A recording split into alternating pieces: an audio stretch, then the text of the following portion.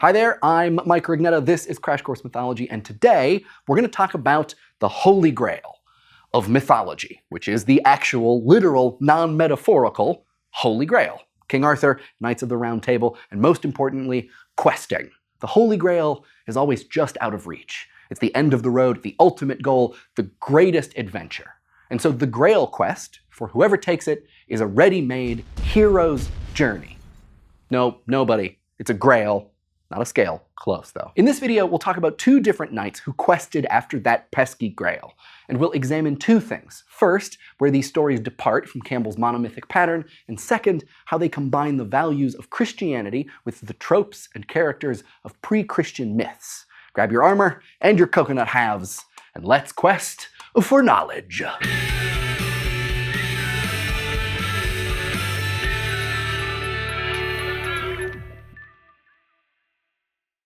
The legends of King Arthur and his knights have been retold endlessly from the Middle Ages through today.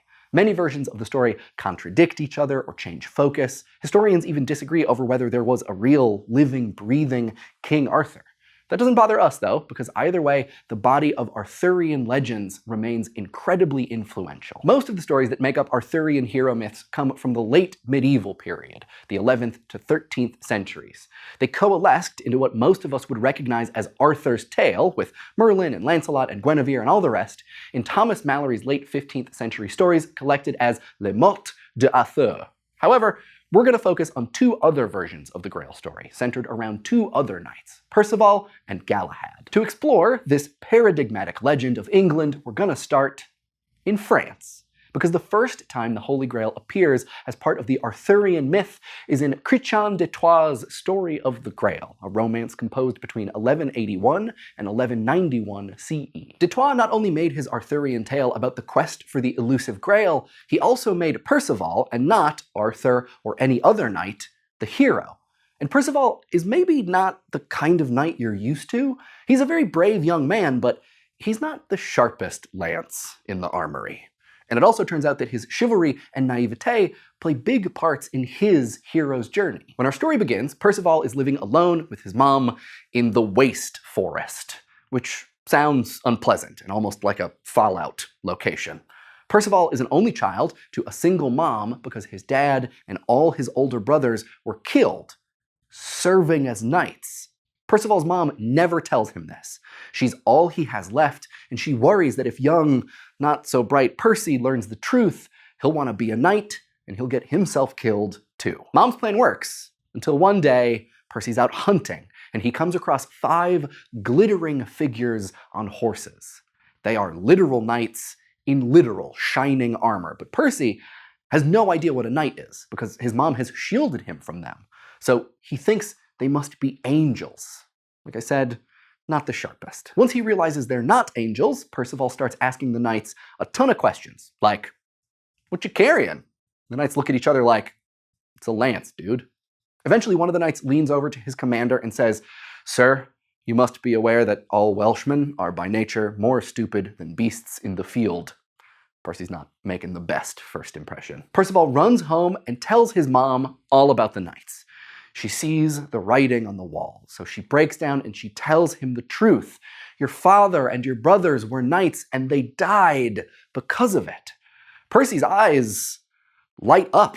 It doesn't seem like he gets the moral of the story. He says, literally, "I don't understand your words, but I would gladly go to the king who makes knights, and I will go, no matter what." So off he goes, on his quest, never to see his mother again. Right out of the gate, Percy gets in a fight with a knight and defeats him in solo battle. So maybe he's got heroic talent after all. Shortly after, he encounters an old nobleman. In classic spiritual advisor fashion, the old man teaches Percy a lesson. Don't talk too much, because you don't want to offend others. Percy takes this to heart, and you should too. It's going to come back and bite him.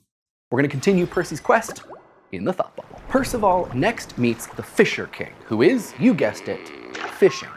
FK takes a shine to Percy and invites him to a special banquet at his castle. At dinner, Percy finds out the king has been grievously wounded and is on death's door. Nonetheless, the Fisher King, a gracious host, presents a sword he claims was destined for Percival. Suddenly, a progression of squires parade in with all of these weird objects. First, a white lance with blood dripping from its tip. Next, a candelabra. And after that, a maiden enters, bearing a beautiful grail. Psst, that's the Holy Grail, y'all. Everyone turns and looks at Percy. The good, obedient boy that he is, he remembers the weird old stranger's advice, and he doesn't say a thing. Dinner wraps up, and Percival goes on his way. Everything seems fine until he meets a damsel wailing and cradling the body of a headless knight. Percival asks what happened, but the maiden turns on him. She asks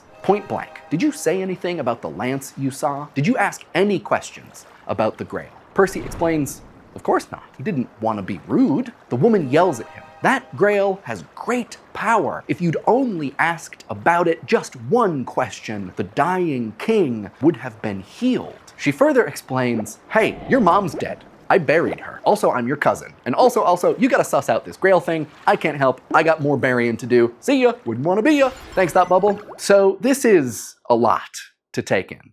Getting told off by his cousin, though, is Percival's turning point. He swears an oath. He won't rest until he learns what exactly the deal with the Grail and the bleeding lance is. Such is the start of his Grail quest, which lasts 5 years. He has wild adventures, meeting knights, doing battle, and even learning a lesson about the meaning of Good Friday. This sets up the particularly Christian faith-based conclusion of this particular tale, because eventually Percival comes across a wise hermit, and after years of questing with nothing to show for it, Percy confesses his sorrows. It turns out the hermit knows why Percival has failed. Remember your mom? He asks. As soon as you left home, she died of grief. That sinfulness is why you never asked about the lance or Grail. And the man who was served from the Grail? Percival's uncle. And the Fisher King? Percy's cousin. He's been letting his family down left and right. The hermit tells him, you need to do penance. Go to Mass, have faith in God, take communion on Easter. This is where Chrétien de Troyes' version of the Grail story ends, with Percival learning the truth about the Grail, and thereby fulfilling his oath. You may have noticed all the standard features of Campbell's hero's journey. Auspicious birth and hidden parentage, damsels and father figures, sages offering advice. But the Grail never becomes the ultimate boon. Percy doesn't find it. He isn't even really looking for it. Instead, he's looking for knowledge. Of the Grail, you may interject, but really about himself and the world. You can also see the way Christianity gets wrapped up in the mythical Grail. Let's look at another version of this story from the anonymously written Quest of the Holy Grail, a 13th century prose romance. The story differs from Chrétien's in at least 2 major ways. First, the hero isn't Percival, it's Galahad. And second, while Percival didn't know much about Christianity, or anything for that matter, Galahad is a model of Christian virtue, especially chastity. That's important. This version has an overtly Christian morality, connecting the Grail to the doctrine of transubstantiation, the explanation of how bread and wine morphs into Jesus' body and blood during communion. In this story, our hero Galahad is the son of Lancelot, and Galahad is beautiful. So fair and shapely a youth that one could hardly find his equal in the world. He's also, crucially, a virtuous virgin, with no fever of lust in him, unlike his dad Lancelot, sleeping with the queen. How disvirtuous. Galahad's virtue marks him out for a special role that he's ushered into by a spiritual guide, an old man who introduces Galahad to Arthur and the Knights of the Round Table. Galahad even gets a special seat reserved for the Grail Knight. It's called the Seat of Danger. So Galahad sits in his danger chair and announces that he'll take up the Grail quest. He proves his worthiness first by pulling a sword from a stone, echoing Arthur's miraculous feat with Excalibur, and again by defeating all the other knights in a tournament. At a celebratory feast, the Grail appears in a vision and miraculously feeds everyone, especially hungry Arthur. Galahad and the other knights have many adventures, but the crucial turn comes when Galahad, Percival, and a knight named Bors set out on a self-sailing ship. The ship takes them to a small island where they find a magic sword and Percival's sister. She says hi to Percy and explains, this sword is destined for Galahad. To complete your quest, you must take it to the house of the maimed king, which is harder than it sounds, and that's saying a lot because it doesn't sound easy. It takes 5 years of running around, separating and reuniting, but finally, the 3 knights arrive at the castle of the maimed king, Castle Corbennic, the castle of the Grail. And who do they meet inside? Jesus. That is not a joke. They literally meet Jesus, who explains, at long last, the mystery and significance of the Grail. It is the bowl from which Jesus Christ ate of the lamb on Easter Day with his disciples. This is the bowl which has served acceptably all those whom I have found serving me. This is the bowl which no faithless man ever beheld without suffering for it. And because it has thus served all manner of people acceptably, it is properly called the Holy Grail. Now thou hast seen what thou hast so desired to see, and what thou hast coveted. With the truth of the Grail revealed, Galahad continues to travel the land, embroiled in various adventures. Bucking the Campbellian return home, however, Galahad never makes it back to Camelot. Instead, he ends up locked in a dungeon, where he eventually dies and is miraculously lifted to heaven.